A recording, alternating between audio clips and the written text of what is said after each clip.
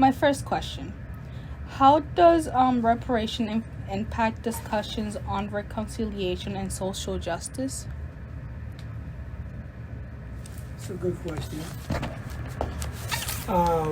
Depends on what reconciliation and also the question of social justice.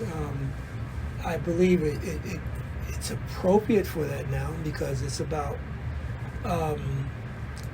dealing with the harm or the repair, particularly that oppression and slavery or the enslavement of black people have had, and the residue of that in terms of segregation. It deals with the question of institutional and structural racism that exists in every facet of the structure of these United States. Okay. Thank you. My second question is, are there legal frameworks for reparation, or is it mostly a social and political issue? All of the above. There are legal frameworks, but the question is that who makes those frameworks? Right. What's legal and what's not, and who determines that? In terms of the political question, in my view, reparations is a political question. It's not a political question. Well, it's a political question based on how the people in power address it, but for the people who are seeking reparations, it's a political question because it's an ability to make people deliver what it is that you should have.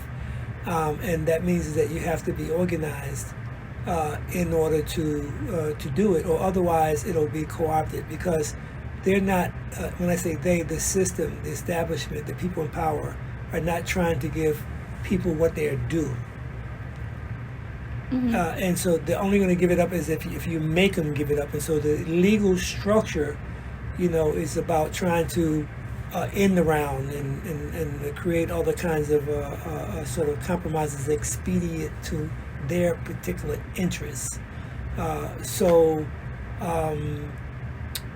a question of if you want it, then organize it and get it. Right. I agree with you. My third question is, how does reparation intersect with other social justice movements, such as the Black Lives Matter movement? Well, it should speak to the substantive and the systemic in terms of how do you begin to repair the harm that people have experienced as a result to injustice. And so the Black Lives Matter movement is a spontaneous movement responding to the horrors, the injustices that black people have been facing within this immediate particular period. And they've just been able to frame it conceptually to be able to speak to the moment. But the question of reparations is also a question of self-determination in terms of how do people,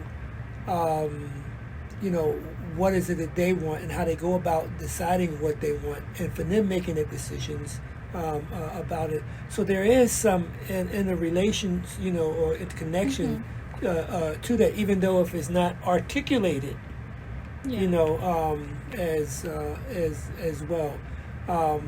But it crosses, it speaks across the board because we're talking about structural and systemic, racism, in which black people and also as well people of color aren't receiving what they should be receiving. And so the uprising of the spontaneous movement is sort of address some of those issues.